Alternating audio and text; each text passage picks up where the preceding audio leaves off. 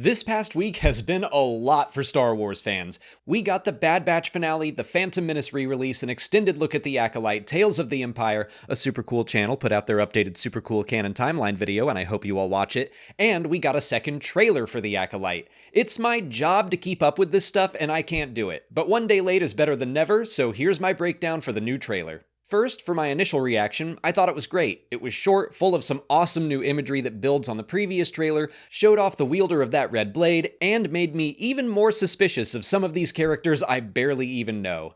There are some things I noticed that might be considered plot twists or spoilers. I'm just speculating, I'm not talking about leaks or rumors because I don't look at those myself, but still, if you want to go into the Acolyte with absolutely no knowledge of what might be happening, this is your kinda sorta spoiler warning. Although, I hope I'm wrong about everything. On StarWars.com, showrunner Leslie Headland said, "The show is an onion. Each episode peels away to reveal something else. I hope the experience of watching it is both suspenseful and satisfying." So anything popping up in the trailer is probably very calculated or maybe even straight up misdirection. We open with a character the subtitles call Tassie Loa saying, "Last night a Jedi was murdered." I assume those are May's feet as she walks away from a lightsaber on the floor. I think that's Master Indara's lightsaber, which we've seen already on the first Acolyte poster and with her action figure. Her fight with May was the scene included at the end of the Phantom Menace this weekend, and the room looks similar to the tavern where the fight takes place. I wouldn't be surprised at all if the story kicks off with Indara's death. She pops up in other scenes that look like flashbacks, and I think there was probably some incident with the Jedi in the past that is driving May or maybe someone else into murdering those involved. There's a great shot of the Jedi Temple on Coruscant, and I love that it stands a little higher at this point. The Acolyte takes place about a century before the events of the Phantom Menace, and it looks like Coruscant adds a couple levels in that time.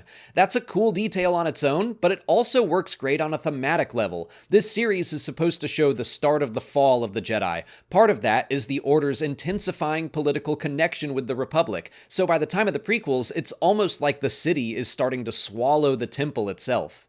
Inside, we see Master Sol overseeing some training with Padawans, including his own apprentice, Jeki. I love how well the robes match what the High Republic books and comics established, including the colored sash underneath a Padawan's belt, which indicates what color their lightsaber is. Sol walks through a prison of some kind. I suspect it might be in the Jedi Temple, but I'm just guessing based off of some of the architecture. There are a number of other prisoners in a cell, but I have no idea who they might be. We get our best look at the character Qimir so far, and I think his first lines in any footage. He says the Jedi justify their galactic dominance in the name of peace, but that peace is a lie. Excuse me, sir?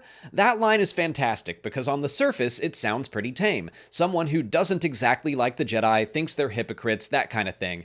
But then he ends his little speech with the opening lines of the Sith Code, "Peace is a lie, there is only passion."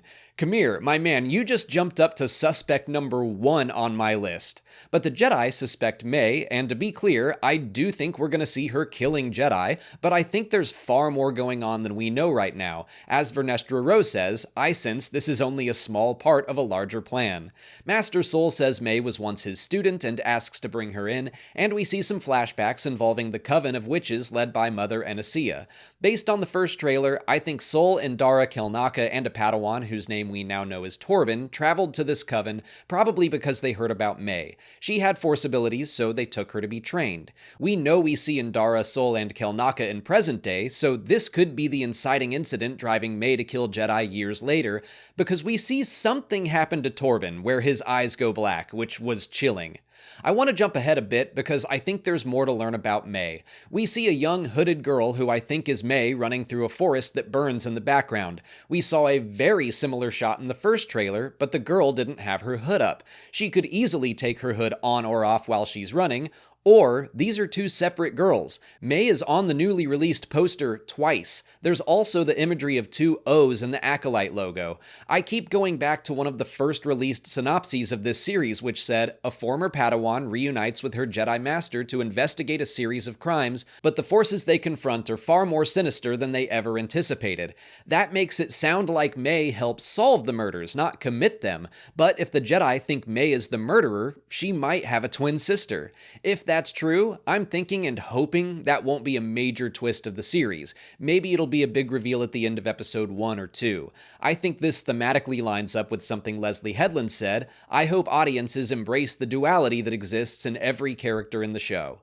But moving on, there are some cool new ship shots. What I think is the Jedi ship seems like it has something similar to a hyperspace ring. It detaches from its back half, so that might be where it keeps its hyperdrive or something. That same ship is later seen chasing another through a bunch of rocks, which might be a planetary ring. Whatever it is, it looks fantastic. I think the other ship is May's because it matches a repeated sequence later where she meets with a person in black. We can now probably connect them to the masked figure with the red lightsaber, and they look awesome. I love that mask, designed so it looks like it has teeth. It looks like a slasher villain, which is perfect for a murder mystery. Whoever this is, whether they're a Sith or an old Knight of Ren or some other dark side user, I am so in.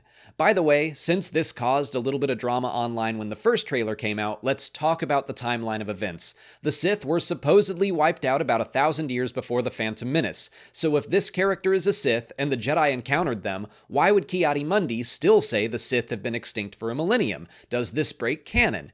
No, because the whole point of that line, or Mace Windu saying, "I don't think the Sith could have returned without us knowing," is that they were flat out wrong. The Jedi have grown too sure of themselves, which Yoda points out in Attack of the Clones. The Sith had returned, they just didn't want to believe it right away. If this red lightsaber-wielding character is a Sith Lord or apprentice or acolyte, I still see several ways that their existence would still be a secret by the time of the Phantom Menace. The easiest answer is that all of the Jedi are killed, and it does look like they're in rough shape after their fight. But I think the more likely answer is that over the course of this series, the Jedi will face this character and defeat them. Maybe they do learn that they were a Sith of some kind, but hey, we killed the Sith again, so problem solved. There's no need to raise the alarm and tell the entire Republic about this incident. Do we even need to tell the rest of the Jedi Order? I think we're going to see a lot of hubris from the Jedi and how they deal with this. They will sweep it all under the rug. They do exactly that with the Nameless in the High Republic books. Their temple is literally built on top of a Sith shrine that they attempted to bury. The Jedi are the good guys, but the Jedi Order has some serious flaws. It's completely possible for them to encounter a Sith, pretend it never happened, and refuse to believe it will ever happen again. So then a century later, Ki-Adi-Mundi does truly believe that the Sith haven't been seen in the past 1,000 years. The rest of the trailer is mostly action or walking or landscape shots, not a ton to break down, but I think it all looks great. I just want to reiterate to people how excited I am to see our first major Star Wars story set outside of the Skywalker saga. I am a big fan of the High Republic era, the books, the comics, the aesthetic, I love it all. Setting a murder mystery thriller at this time sounds awesome.